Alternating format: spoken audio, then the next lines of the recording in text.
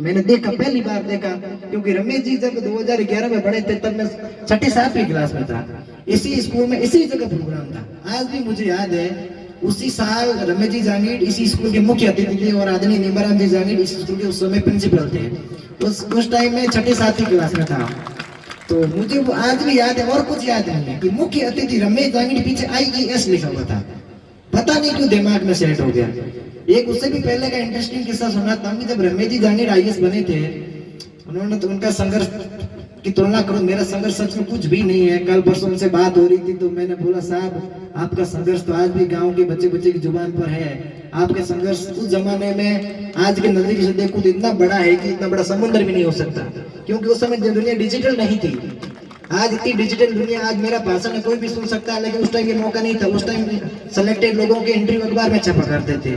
तो रमेश जी जांगीड़ 2011 में IES बनकर आए और हम घर पे थे, मैं और मेरा चचेरा भाई वगैरह गणेश। तो हमको किसी ने सूचना दी कि गांव में कोई बिन आयो है डोपा के ठोका है।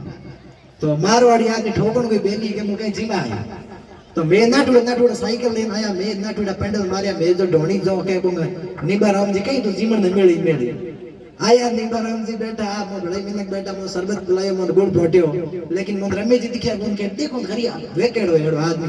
ये तो नॉलेज तो हो कोन के की है, लेकिन कोई मोटो आदमी बनियो है तो असली पर्पस तो हो के बीच कहीं जीवन ने आधा है कि मारवाड़ी सोरो है ठोकन नहीं बेली वे के कहीं कहीं ठोकन मिल दी तो जीवन ना है। बाकी कोई गाइडेंस भी हाथ की क्लास बच्चन के ठाव है। तो मैं आया गांव में, देवाराम जी निमड़िया शायद यहाँ पर उपस्थित होंगे, उनके यहाँ पहले वो टाइप ट्यूब पिक्चर का कुछ ऐसा था, मुझे आज भी याद है, 2011 की बात है। स्कॉर्पियो के अंदर रमेश जी जांगीड़ बैठे थे, मैंने उनको देखा, मुझे नहीं पता था ये कौन है, लेकिन मुझे अब शक्ल से याद है, तब पता था उस टाइम रमेश जी जांगीड़ थे। तो मैंने उनको देखा, फिर हम मित्र हो गए, घर चले गए। जो हमारा उद्देश्य था वो ठीक ठाक पूरा हुआ कि शरबत मिला पीने को, ठंडा गर्मियों को, क्योंकि गरीब किसान के बच्चे को शरबत पीने को मिल जाए तो और क्या चाहिए, उसकी सबसे बड़ी फायदा तो ठंडा पानी होता है। तो हम वापस गए और इसी तरह रमेश जी वाला किस्सा मैंने बीच में सुनाया आपको। तो फिर 12th करके मैं जयपुर चला गया, वो सेमिनार ज्वाइन किया। सेमिनारों में होता क्या है कि सारी मार्केटिंग होती है, जो हकीकत है, मेरे को हकीकत बोलना बहुत पसंद है, मुझसे आदर्शवादी बातें नहीं होती, क्योंकि मैं ऐसे पृष्ठभूमि से उठा बड़ा हूँ जहाँ आदर्श है ही नहीं, आदर्श का अस्तित्व ही नहीं है। हमारे परिवार का मतलब ही हकीकत, फैमिली इक्वल टू रियलिटी, वास्तविकता है, यथार्थ है, कुछ भी तथ्य फेक नहीं है, जो है वो है, आपके सामने है, किसी को स्वीकार है तो करे, ना करे ना करे। तो ऐसा ही कुछ माहौल था। तो वहां मैं गया कोचिंग में, मुझे लगा थोड़ा डाउट लगा, ये तो नहीं, क्योंकि वो उस कोचिंग से पढ़े हुए नहीं थे, लेकिन उनको ऐसे प्रमोट किया गया था, आप इस कोचिंग में आकर भाषण दीजिए और ताकि बच्चे जुड़ जाएंगे, हमारे एडमिशन हो जाएंगे और आप चले जाना। वो मुझे नहीं पता था उनका क्या पर्पस था, जो बाद में मुझे फील हुआ, मुझे मजा नहीं आया। मैंने कहा ये सेमिनार अच्छा नहीं है, तो वो मुझे अच्छा नहीं लगा। फिर और किसी कोचिंग में चक्कर निकाले, किसी और कोचिंग के मानसरोवर में छिपरापत में एक जगह सेमिनार था, मैं वहां पर भी गया शुरू में। तो फिर नहीं मिला कुछ भी, फिर मैंने कुछ नहीं किया। फिर मैंने सोचा वो राजस्थान यूनिवर्सिटी, जैसा साहब धनाराम जी ने बताया था और कर्नल साहब केसराम जी ने बताया था, राजस्थान की सबसे एक रेप्यूटेड इंस्टीट्यूशन वो राजस्थान यूनिवर्सिटी है। तो उसमें मैंने एडमिशन लेने का सोचा। तो मेरे 12th में 87.80% थी, तो मैंने सोचा कि मुझे BSc कर लेनी चाहिए। और मैंने क्योंकि मेरे PCM सब्जेक्ट थे 12th में, लेकिन दिक्कत ये थी कि वो था नहीं। उस साल कट ऑफ चली गई 89 महाराजा कॉलेज की और मेरे परसेंटेज कम पड़ गए। वो एक संयोग होता है, मैं उसको दोष नहीं देता कि मेरे परसेंटेज 1.20 ज्यादा होते तो मेरा एडमिशन वहाँ हो जाता। वो एक संयोग होता है कि ऊपर वाले सब कुछ पहले से स्क्रिप्ट लिख रखी है और आपको उस स्क्रिप्ट पे चलना है।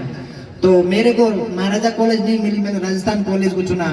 राजस्थान कॉलेज में मैं 4 जुलाई 2017 को एडमिशन लेने गया। तो मेरे सामने उन्होंने लिस्ट दे दी कि ये सब्जेक्ट है, इनमें से आपको चुनना है। मेरे को समझ नहीं है सर इसमें कैसे क्या चुनना। उन्होंने कहा ये 3 की लाइन बनी, कोई एक लाइन चुन लो। तो मैंने सब्जेक्ट ढूंढे कि कोई ठीक ठाक मिल जाए, हिस्ट्री पॉलिटी ज्योग्राफी। तो मेरे परसेंटेज उतने नहीं थे, तो वो सब्जेक्ट तो निकल गए। मेरे को सब्जेक्ट मिला इकोनॉमिक्स, सोशियोलॉजी और हिंदी लिटरेचर।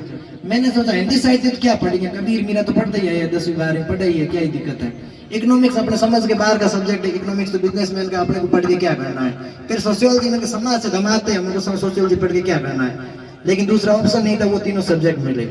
मुझे 2020 में एहसास हुआ कि ये सब्जेक्ट अपने आप में कितने बड़े सब्जेक्ट हैं, क्योंकि नॉलेज नहीं था। हमको यही सिखाया जाता है कि history polity geography mathematics physics chemistry subject ही है, सोशियोलॉजी सब्जेक्ट है ही नहीं, हिंदी लिटरेचर सब्जेक्ट है ही नहीं, क्योंकि ऐसा नहीं है। सब्जेक्ट वे भी है और वे बहुत बड़े सब्जेक्ट है। तो इस तरह मेरा 4 जुलाई 2017 को एडमिशन हो गया राजस्थान यूनिवर्सिटी के राजस्थान कॉलेज में। मैंने फर्स्ट ईयर में जाना शुरू किया और उसी टाइम मैंने थोड़ी थोड़ी लाइब्रेरी भी जाना शुरू किया।